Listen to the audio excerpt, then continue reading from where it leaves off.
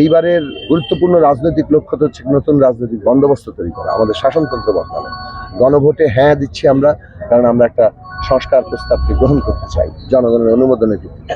আবার এই সংস্কার যাতে টেকসই হয় সে কারণে জনগণই কিন্তু এই গণভোটে হ্যাঁর মাধ্যমে আগামী সংসদকে সংবিধান সংস্কার পরিষদ হিসেবে কাজ করতে দেবে। 6 মাস সেটা কাজ করে এই মৌলিক সংস্কার করার অধিকার পাবে জুলাই জাতীয় সনদের ভিত্তিতে। কাজেই এই সংস্কারগুলো এবং তার বাস্তবায়নের মধ্যে দিয়ে বাংলাদেশে একটা জবাবদিহিপূর্ণ ক্ষমতার ভারসাম্য সম্পন্ন একটা শাসন ব্যবস্থা যদি আমরা তৈরি করতে পারি, সরকার ব্যবস্থা তৈরি করতে পারি, সেটা আমাদের দেশের সকল মানুষের যে অধিকার এবং মর্যাদা, সেটা ধর্ম, জাতি, লিঙ্গীয় পরিচয় নির্বিশেষে প্রত্যেক নাগরিকের অধিকার এবং মর্যাদা যে প্রতিষ্ঠার জায়গা, সেটার জন্য জবাবদিহিতাপূর্ণ একটা সম্পর্ক সৃষ্টি করা।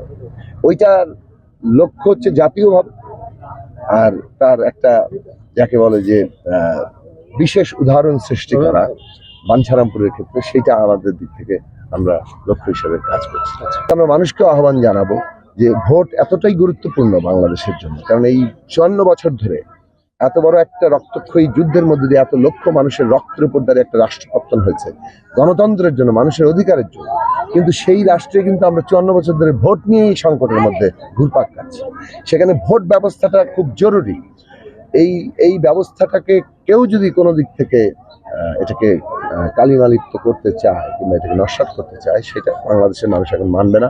এত হাজারো তরুণের রক্তের জুলাই অভ্যুত্থান, এই রক্তের ঋণ আমাদের জায়গাটা হচ্ছে যে ভোটাধিকার প্রতিষ্ঠা করা।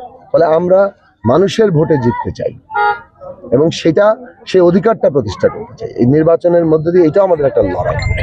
সুতরাং যারা নির্বাচন বানচাল করছে তারা বাংলাদেশের বিরুদ্ধে দাঁড়াচ্ছে।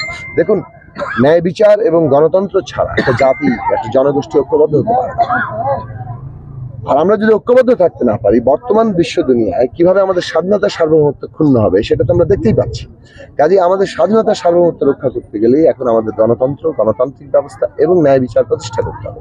কাজে এইটাকে যারা ক্ষতিগ্রস্ত করতে চাইছে তারা তো আসলে বাংলাদেশের অস্তিত্বের বিরুদ্ধে দাঁড়াচ্ছে। এবং জনগণকে আজকে সেই ব্যাপারে সচেতন হতে হবে এবং তাদের ভূমিকা রাখতে হবে।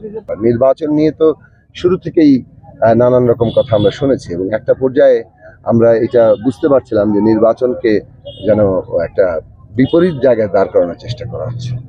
আমরা যারা বিচার এবং সংস্কার চেয়েছি, আমরা বলেছি যে নির্বাচন তার গুরুত্বপূর্ণ অংশ। আপনি সংস্কার করবেন, কিন্তু নির্বাচন ছাড়া সেটা কিভাবে করবেন? আজকে গণভোট ছাড়া, জনগণের অংশগ্রহণ ছাড়া আমি কি সংস্কার করে ফেলতে পারবো? সংবিধান বদলে ফেলতে পারবো? তাহলে সংবিধান যদি বদলই করতে না পারি, তাহলে সংস্কার হবেটা কিভাবে? কাজে সংস্কারের জায়গাটার জন্য নির্বাচন যেখানে অপরিহার্য, সেখানে নির্বাচনকে একটা মুখোমুখি দাঁড় করানোর চেষ্টা আমরা বহুদিন ধরে দেখেছি। এবং যারা এই মুখোমুখি দাঁড় করাচ্ছেন তারাই কিন্তু এখন শেষ পর্যন্ত জনগণের চাপে যখন নির্বাচনকে আর ঠেকিয়ে রাখতে পারেননি, তখন নির্বাচন বানচাল করা যায় কিভাবে সেটা অনেকে চেষ্টা করে থাকতে পারেন।